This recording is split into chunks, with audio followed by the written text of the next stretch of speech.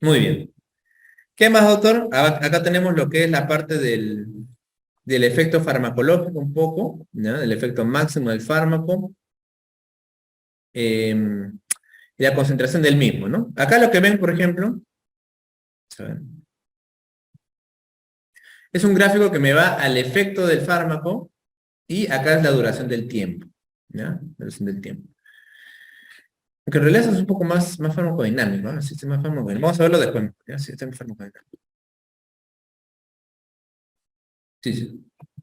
Ya, el metabolismo.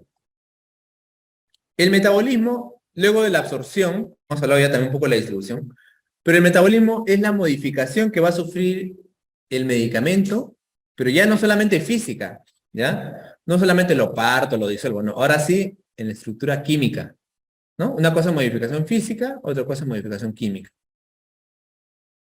¿Cuál es el principal órgano que va a metabolizar el fármaco? Otra vez el hígado. Mira, entonces el hígado es el órgano donde sucede ese efecto del primer paso, ¿se acuerdan? ¿No? El efecto, ya, también es el que mayormente metaboliza el fármaco. Entonces, va a modificar la estructura química de un medicamento. ¿Cómo hace esta modificación, doctor? El hígado tiene un montón de sistemas enzimáticos. Las enzimas, que van a llevar diferentes reacciones de hidrólisis, de redox, etcétera. Ahora vamos a ver. Entonces, el hígado tiene sus enzimas, viene el fármaco, le aplica la enzima. Y va a modificar un poco la estructura química, ya no solamente físico, sino va a modificar la estructura química. A ese nuevo compuesto se le puede llamar metabolito. A ese nuevo compuesto se le puede llamar metabolito, ¿ya? Entonces, las reacciones que ocasiona el hígado se dividen en dos. En reacciones de fase 1 y reacciones de fase 2. Esto es bastante fácil, aunque no lo crean. Doctor, fase 1 son las reacciones químicas simples, ya, y fase 2 son más complejas. O sea, en la fase 2 el hígado le va a agregar al fármaco un radical, así se acuerdan en química un radical, ¿sí? Que obviamente es un radical largo, pues más compuesto, más complejo. Ahí están los radicales que se le va a agregar, ahí están. El radical glucurónido, radical acetilo, el radical glutatión, glicina, sulfato, metilo. O sea, cada uno de estos radicales se agrega al fármaco. Como estos radicales son bien complejos, se les llama reacciones de fase 2. Doctor, ¿y la 1 y la 1? Eso sí es más fácil, porque son reacciones pequeñitas, ¿no? Le agrego un OH, le agrego un H2, las famosas reacciones redox, de oxidación y reducción, ¿ya? Entonces, acá tenemos, por ejemplo, la reducción. También hay reacciones de hidrólisis, ¿no? Hidrólisis, de alquilación, oxidación y la llamada hidroxilación, ¿no? La hidroxilación es el radical OH, simplemente, ¿no? Entonces, todas las reacciones que son simples, redox, hidroxilación, hidrólisis, de alquilación, fase 1. Y las reacciones de fase 2, doctor, todas las que tengan que agregar un radical ya más compuesto, ¿no? Uno de ellos es el glucuronio, por eso muchas veces le dicen, la reacción de glucuronización es reacción de tipo fase 2. ¿Está bien?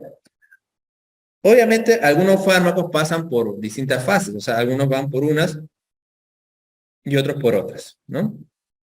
Ahí presenta un esquema de las principales, no es necesario en realidad que se aprendan todas, pero ahí hay algunas principales, ¿no? Por ejemplo, la fenitoína pasa por hidroxilación, la warfarina también, ¿no? Por ejemplo, la aspirina pasa por una reacción de hidrólisis. Y así cada fármaco pasa por una reacción diferente, ¿ya? Ahora, Sí. Ya, entonces decía que las fases de metabolismo se dan en el hígado, ¿ya? La fase 2 es aquella en la cual el hígado va a agregar radicales químicos a las estructuras de los fármacos que son más largos, más complejos, grandes, ¿no? Glucuronio, por ejemplo, el radical glucuronio, el radical acetilo, el radical glutatión. Y la reacción de fase 1 es cuando el hígado va a agregar algunos radicales o va a modificar la estructura química, pero que son reacciones más pequeñitas, ¿ya? Por ejemplo, hasta ahí la de reducción, ¿no? La famosa redox, la reacción de oxidación, y de reducción, la hidroxilación y la hidrólisis. Estas son las reacciones más pequeñitas que van a alterar los fármacos. Ya, como digo, en realidad o sea, es simplemente algo teórico para que sepas que el fármaco en el hígado pasa por diferentes reacciones. Ahora, aparte de eso, lo que les gusta preguntar bastante es que los medicamentos, algunos medicamentos, pueden alterar esta rapidez con la cual el hígado actúa. Y estos medicamentos van a recibir unos nombres especiales, que es lo que les gusta preguntar, como les digo, por lo tanto hay que aprenderlo, que se llaman inductores e inhibidores.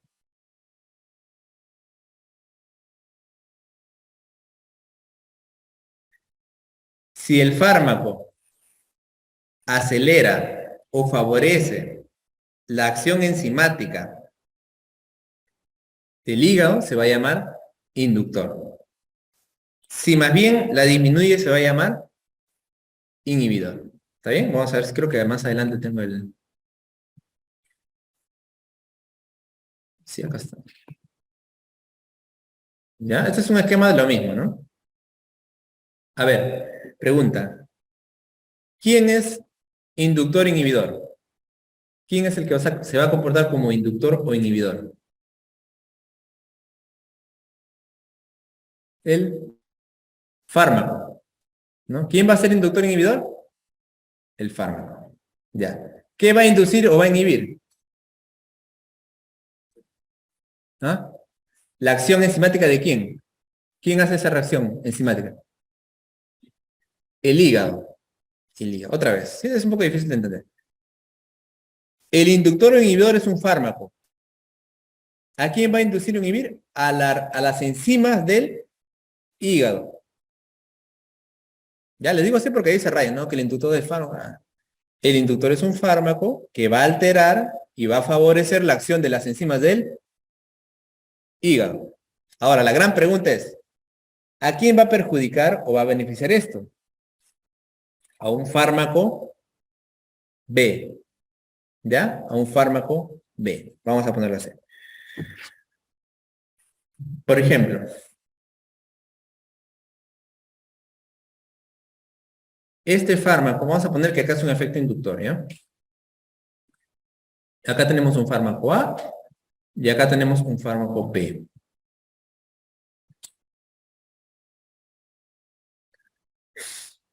Siempre tiene que haber dos fármacos para que pase este efecto. Dos fármacos. Uno es el inductor y el otro es la víctima, pues es el que va a pasar por el hígado y va a sufrir lo que está haciendo el otro. Mira, imagínate que este fármaco B va a pasar por el hígado para metabolizarse. ¿Ya? Entonces, este fármaco A va a alterar a quién dijimos? Al hígado, ¿no? Entonces, este fármaco A, si es inductor, si el fármaco A es inductor, va a aumentar la capacidad enzimática del hígado. Ah, ya. Entonces, ¿y quién lo va a sufrir? Al final, otro fármaco. Este fármaco B. Si yo le doy un inductor y a la vez, o sea, estoy tomando dos pastillas, una es inductora del hígado, entonces va a hacer que este B se va a metabolizar más rápido y más. Listo. Ahora, la gran pregunta es, ¿el B va a estar afectado, o sea, va a estar disminuido o aumentado con el inductor? Depende esa respuesta, ¿ya? Ahorita lo voy a explicar. Y esa es la parte un poquito más compleja. Por eso me detengo tanto acá. Ya, doctor, entonces, el fármaco A es inductor ¿de quién? De las enzimas del hígado, ¿sí? Y esto va a perjudicar al fármaco B. ¿Pero de qué manera lo va a perjudicar? Ah, ya, ahí depende.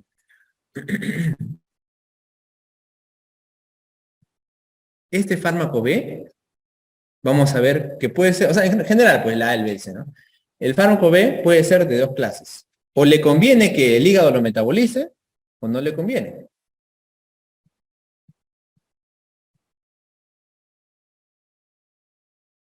Claro, doctor. Hay algunos medicamentos que pasan por el hígado para activarse. Ah, ya. Y hay otros que no, que pasan por el hígado más bien para detoxificarse, o sea que no les conviene. ¿Y de qué depende eso, doctor? Depende de cada fármaco. Tendría usted que buscar qué fármaco es profármaco. Bueno, el profármaco es aquel fármaco que necesita pasar por el hígado para recién ser activo. Ah, ya, ya. Y el fármaco que no es profármaco, este más bien el hígado lo perjudica. O sea, el hígado le dice, le quita, le manda sus enzimas y lo desactiva, ¿no? Inactivo. Claro, todo fármaco en realidad es detoxificado por el hígado, ¿no? Porque mira, si no existiera el hígado, el fármaco llegaría a todo el cuerpo y nos morimos por toxicidad. ¿Qué hace el hígado? Lo detoxifica. Pero obviamente el hígado tiene un límite, ¿no? ¿Por qué creen que cuando tú tomas 40 pastillas de paracetamol, te dan insuficiencia hepática? Porque el hígado tiene un límite. Te detoxifica, pero cuando ya es demasiado, ya no puede. Ahora, volviendo al tema del A y el B. A ver, si el B es un profármaco, ¿le conviene o no le conviene que haya un inductor? Sí. Si es un profármaco, le conviene que haya un inductor enzimático. Pero si el B es un fármaco que más bien en el hígado se va a detoxificar, no le conviene. Porque el inductor que va a causar mayor inhibición, o sea, mayor inactividad del fármaco.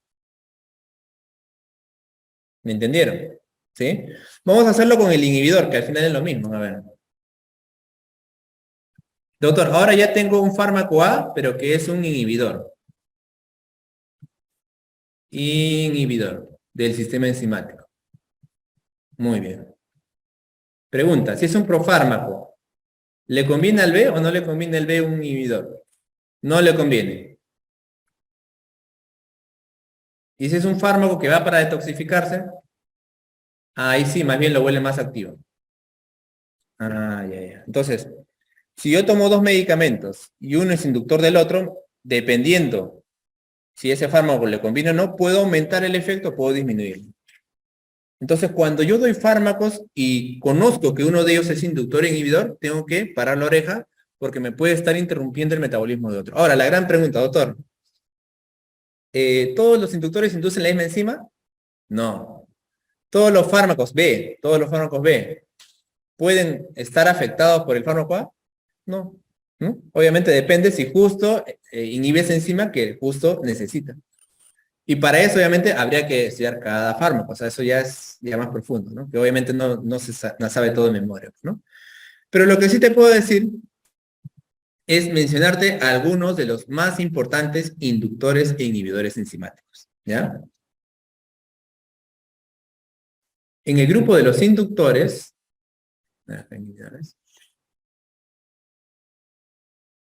o sea, en realidad, como te digo, o sea, existen inhibidores e inductores de varios grupos enzimáticos diferentes y en mayor o menor grado. Pero que obviamente te voy a mencionar a los más importantes, o sea, los que inhiben o inducen de mayor fuerza, ¿no? Que son los que preguntan en los exámenes y los que tienen importancia clínica, desde luego, ¿no? Acá, por ejemplo, están los antiepilépticos, ¿ya? La carbamazepina, la oxcarbazepina, por ejemplo, la fenitoína, el fenobarbital. Esos son los principales. También tenemos, por ejemplo, a la rifampicina.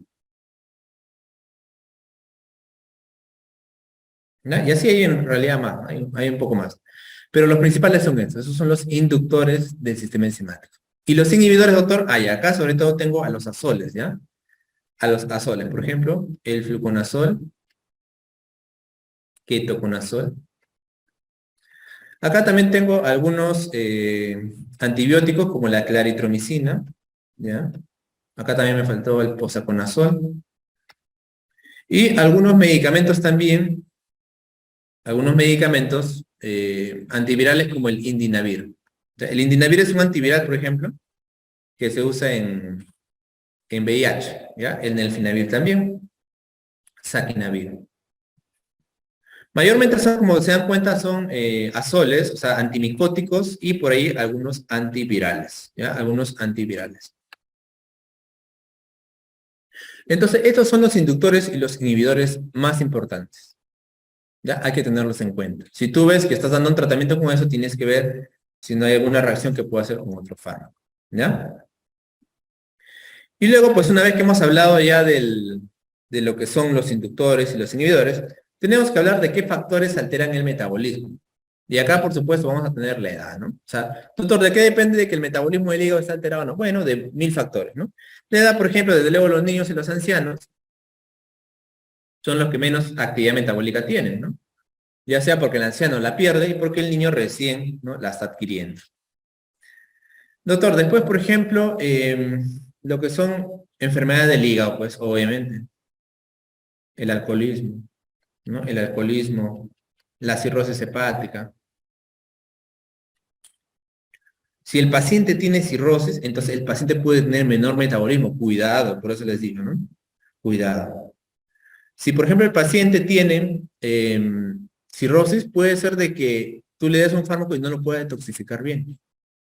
Y puede darle mayores efectos adversos. ¿Ya? Ese es un problema que hay que siempre considerar. Por ejemplo, la dieta del paciente, ¿no? Lo que él ingiere también, ¿no? Si es una dieta hiperproteica, generalmente aumenta el metabolismo, ¿no? Todo lo que son las enzimas, pues, ¿no? Aumenta el metabolismo,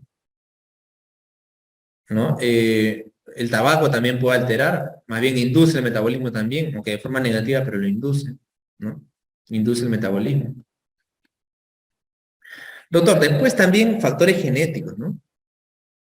Claro, o sea, parte de la genética, de cómo la genética puede manifestar también las enzimas, ¿no?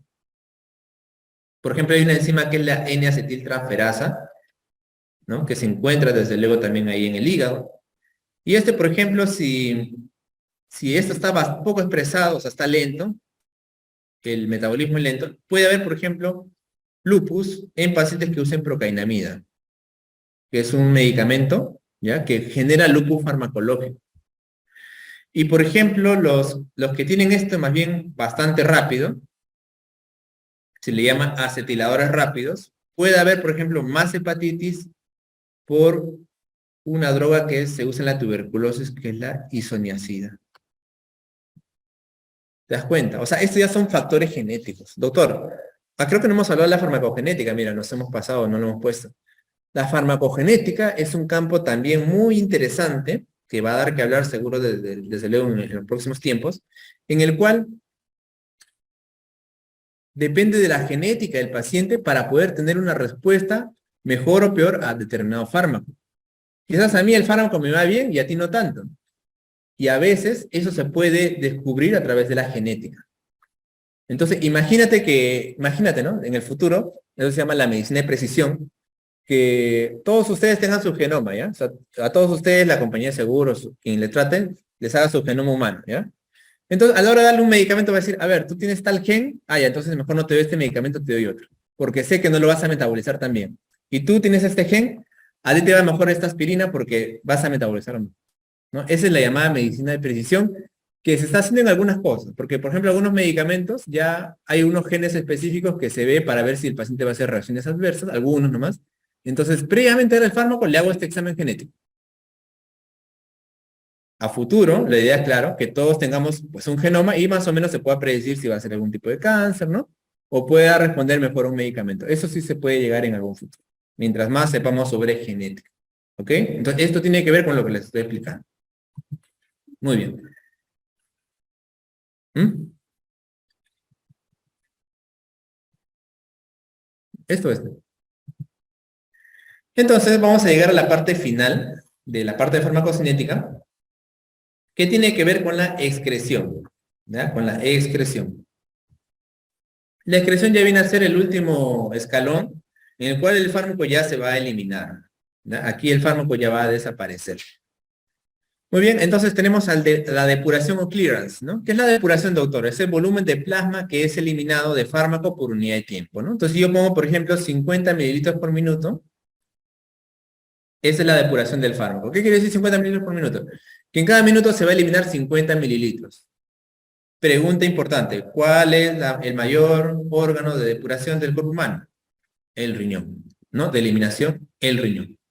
Doctor, también se puede eliminar por el intestino, un poco por la respiración, incluso a veces también por la piel, por la sudoración, ¿ya? ¿Cuál es la fórmula de la depuración? También nuevamente vamos a encontrarnos aquí con una fórmula. La fórmula es velocidad de eliminación entre concentración plasmática.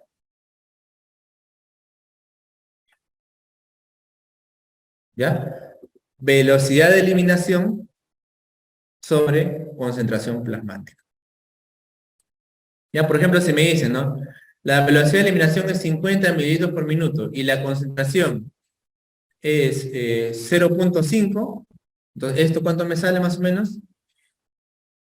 100, ¿no? 100 mililitros por minuto. Esa es la depuración. Ojo, mire bien, ¿ah? Que es la velocidad de eliminación, pero abajo va a ir la concentración en la sangre del fármaco. No va la concentración en la orina, ¿ah? Para ir pues, concentración en la orina. Es velocidad de eliminación sobre concentración en la sangre. Nuevamente, chicos, este es un valor también teórico, está escrito en piedra y la mayoría de fármacos tienen su propia depuración. Pero lo pueden calcular si me vienen preguntas de examen, ¿no? ¿Cuál es la depuración? Ah, ya, entonces velocidad de eliminación sobre la concentración plasmática. 100 mililitros por minuto, eso quiere decir la depuración del fármaco, ¿ya?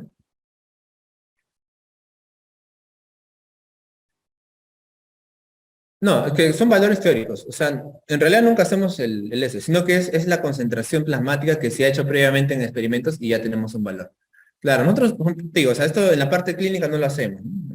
La depuración de tal fármaco ya está en cada uno de ellos, ¿no? En cada uno de los fármacos ya tiene su valor de biodisponibilidad, valor de depuración, todo eso ya está más o menos.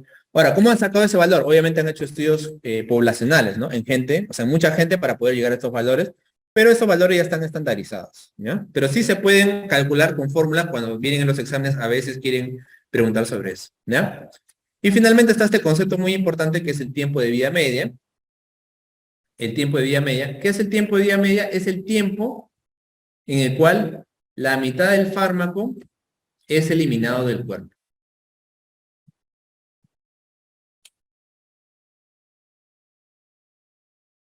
¿ya?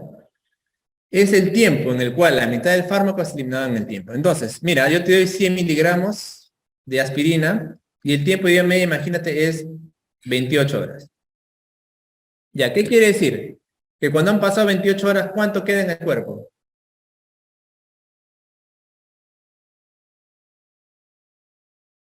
Si el tiempo de vida media es 28 horas, ha pasado 28 horas, entonces ¿cuánto queda en el cuerpo de aspirina? 50 miligramos, ¿ya? Otra vez. Pues te digo, todos estos son valores, o sea, son conceptos que hay que memorizar nada más, ¿no? Y tienes que aplicarlos cuando te pregunten. ¿Qué es el tiempo de vida media? Es el tiempo en el cual la mitad del fármaco se elimina del cuerpo. Entonces, si el tiempo de vida media de la aspirina es 28 horas, ¿qué pasa alrededor de las 28 horas con los 100 miligramos que me he tomado? ¿Va a quedar 50 miligramos o se va a eliminar 50 miligramos? ¿Eh? Ya, esa es una pregunta para rayarlos un poquito, solamente para darles el interés. Pregunta, si el tiempo de vida media de la aspirina es 28 horas, ¿en cuánto tiempo se elimina toda la aspirina, 100 miligramos?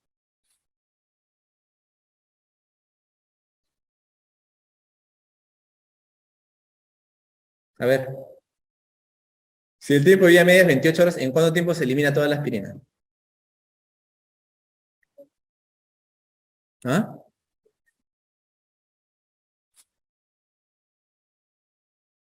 42 por qué.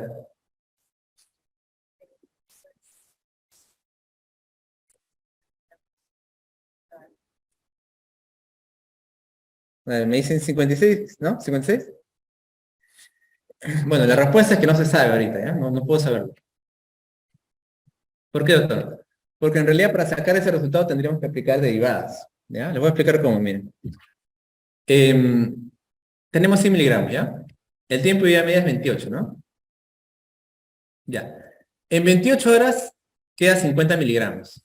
¿Está bien? Ya. Ahora, como el tiempo de vida, o sea, el tiempo de vida media es de la molécula, ¿ah? O sea, no es de la tabletita, es de la molécula. Entonces, 50 miligramos en 28 horas, ¿cuánto queda? 25. Ajá.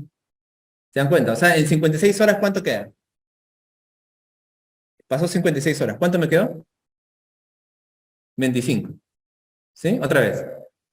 La última. Ya, 100 miligramos. Tiempo de vida media 28 horas. Si el tiempo de vida media es 28, es el tiempo en el cual la mitad del fármaco se elimina. Entonces, luego de 28 horas queda 50. Ahora, de estos 50, pasan 28 horas, ¿cuánto va a quedar? La mitad, 25. Y luego de este 28 horas, ¿cuánto va a quedar? Ya, por eso te digo, o sea, para sacar este cálculo no puedo saberlo, tendría que utilizar derivadas. Y de hecho, si ustedes van a internet, pueden buscar algún ejercicio con derivadas y sí sale el tiempo, pero tienes que aplicar derivadas porque no es una sucesión normal, si te das cuenta, ¿no? No es una sucesión normal. Entonces pueden buscar si quieren ustedes y van a encontrar ahí, pero eso no les van a apuntar nunca en el examen, ¿no? Pero la idea que quería que siga así es de que el tiempo de día media es así, así se maneja. No es que es la mitad de la mitad, entonces 56, ¿ya? Es algo más complejo. Muy bien. Bueno, simplemente vamos a resolver este caso entonces, rápidamente para poder pasar a la parte de farmacodinámica, ¿ya? En realidad aquí lo que les había puesto es algunas guías, ¿no? Pero ¿cuál es el sentido de esto? El sentido es que el clopidogrel, la aspirina y el clopidogrel, sobre todo el clopidogrel, tienen una interacción con el omeprazol, ¿ya? O sea, puede disminuir su eficacia. Entonces, cuando estoy con un paciente con infarto y a la vez que va a tener una úlcera al estómago, va a haber un problema porque el clopidogrel va a disminuir la eficacia del omeprazol. Esto puede, ¿cómo sé esta interacción? Porque la he buscado y la puedes tú también buscar justamente en el tema de las interacciones. Como te digo, o sea, existen miles de fármacos, entonces para saber si uno interacciona con el otro hay que buscar, ¿no? No es tan fácil como poder saberlo todo, ¿no? Entonces, el clopidogrel, por ejemplo, es un profármaco, ¿no? Que tiene que transformarse en el hígado. Y a su vez, el omeprazol, que es un inhibidor de bomba de protones, lo vamos a estudiar en gastro, es un inhibidor de bomba de protones, es metabolizado también en el hígado. Y mira que las enzimas, mira lo que te decía, no es la parte ya más difícil, ¿no? Como te digo, las enzimas de ambos se cruzan. Mira, es la CYP1219. El clopidogrel usa CYP1219 y el omeprazol usa CYP1219. Y también usa otra, obviamente, pero también usa CYP1219. Entonces van a competir por este CYP1219. Y puede haber interacciones que alteran la eficacia de otro. ¿Te das cuenta? ¿No? Entonces, por eso te decía, este tema es bien complejo porque cada uno tiene su propia enzima y cada uno tiene esto.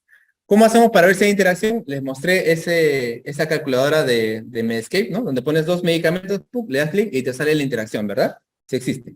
El Interaction Checker, ¿no? Que está ahí. Drug Interaction Checker, ustedes van, ponen dos medicinas, le dan clic y ahí le va a aparecer si hay interacción. Ok, entonces la pregunta simplemente aquí tendríamos que decir, o sea, cuál sería la mayor, la mejor alternativa, ¿no? Entonces, justamente ahí, por ejemplo, vemos la inhibición del CYP1219. El lansoprazol es un hermano del omeprazol, ¿no? Pero tiene mayor inhibición del CYP1219, por ejemplo, ¿no? El omeprazol, luego sí el pantoprazol, etc. Entonces, doctor, por ejemplo, una manera de torear esta dificultad que tengo sería darle un medicamento que no me interactúe tanto con el CYP1219. ¿Cuáles de ellos, cuál es el que menos interactúa? El rabeprazol, pero no lo tenemos. El pantoprazol sí hay, por lo menos en la clínica privada. Acá en el seguro no hay, pero sí hay pantoprazol en privada. Podría ser una opción. ¿Y la otra opción cuál sería? La otra opción sería darle, por ejemplo, la ranitidina, que la ranitidina es un medicamento que también me sirve para combatir las úlceras, pero no pertenece al grupo del omeprazol. ¿Ya? Entonces, para eso me sirven las interacciones. Conocer las interacciones. Doctor, y también en realidad las interacciones son muchas, ¿ya? Podemos hablar toda la tarde de muchas, pero algunos medicamentos, por ejemplo, pueden tener más efectos que otros, ¿no? Por ejemplo, aquí, miren, tenemos algunos efectos adversos, ¿no? Que me generan la acidosis láctica. ¿Quién me genera acidosis láctica? La metformina, que es un antidiabético, ¿no? El alcohol, por ejemplo, en enfermo agudo, ¿no? Entonces, doctor, si yo tomo metformina y a la vez alcohol, me potencia la posibilidad de acidosis láctica. Sí, esa es la adición de efectos. Mira, doctor, por ejemplo, yo sé que el diurético ahorrador de potasio, que ya lo vamos a estudiar, ¿no? Ya lo vamos a estudiar, la espironolactona, me aumenta el nivel de potasio. Y los YECA, que también lo vamos a ver en la parte de presión alta, hipertensión, también me aumenta el nivel de potasio. Claro, si yo voy a usar los dos medicamentos, voy a potenciar ese efecto.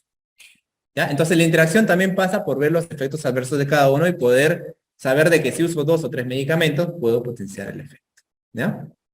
Listo.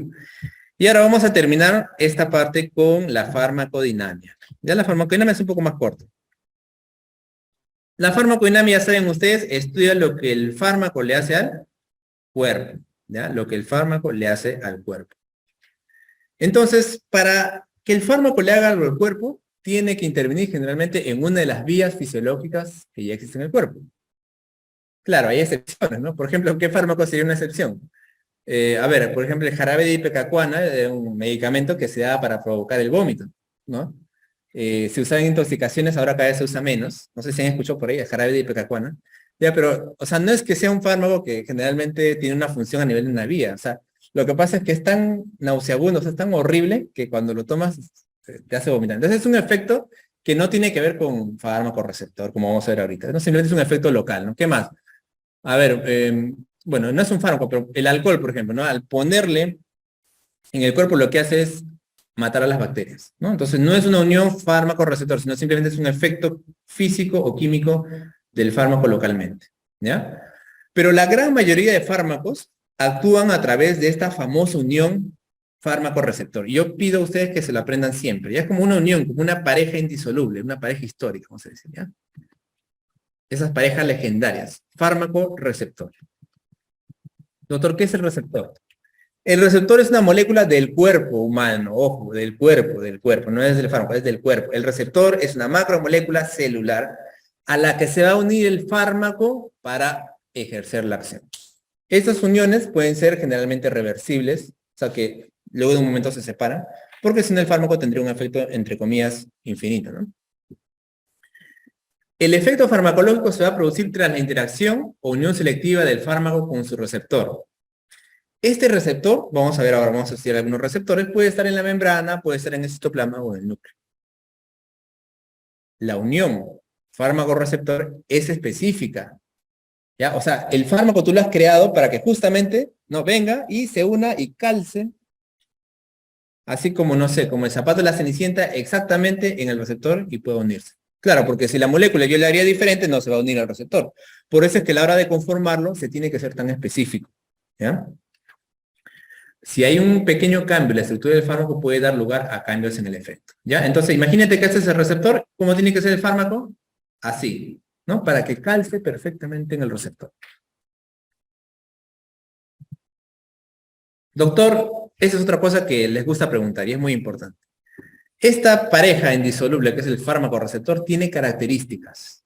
La afinidad, la especificidad y la actividad intrínseca. Doctor, ¿qué es la afinidad? La afinidad es el grado de atracción. Miren, justo todo, ¿no? Todo como bien romántico. Es el grado de atracción que tiene el fármaco por el receptor, ¿ya? O sea, como decir, esa fuerza, ¿no? Como un imán. Esa es la afinidad, el grado de atracción, ¿ya? Del fármaco por el receptor. O sea, lo ve y se une. Afinidad. ¿Y qué es la especificidad? Es la capacidad de unirse del fármaco, de unirse al receptor y no a otro, ¿no? O sea, no solamente es importante que tenga afinidad, sino que también sea selectivo, pues, ¿no? Que no se vaya con cualquiera, podemos decirlo así, ¿no? Especificidad. La capacidad de unirse al receptor, pero no a otro. Y luego ya viene, una vez que se une, la acción. A eso se le llama eficacia. O también se le llama así. Doctor, qué feo nombre. Así se llama. Actividad intrínseca. Actividad intrínseca es la eficacia, es la capacidad del fármaco de generar la respuesta que yo quiero. Es la capacidad de generar la respuesta que yo quiero. Esta es justo lo que es la eficacia, ¿no? Si yo quiero dar un fármaco para la presión, pues será que me baje la presión.